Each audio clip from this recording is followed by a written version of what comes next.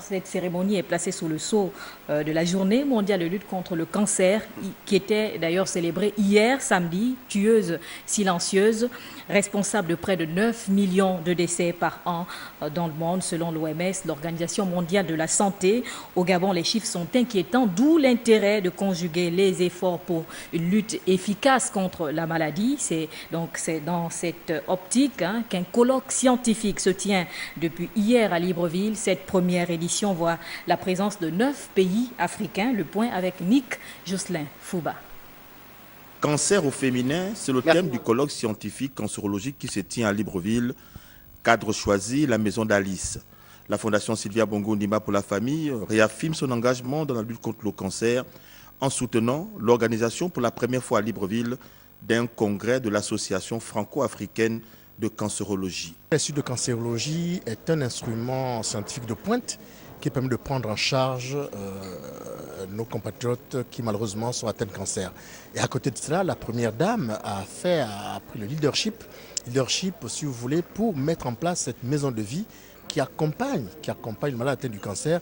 Et je peux vous dire que sur le plan psychologique, sur le plan moral, même sur le plan esthétique, comme disait le professeur, c'est un élément de plus, c'est une plus-value pour la guérison de nos compatriotes. Véritable moment d'échange et de partage, 9 pays prennent part à cette rencontre de haut niveau: le Maroc, le Bénin, le Burkina Faso, la Côte d'Ivoire, le Mali, le Sénégal, le Cameroun et le Congo.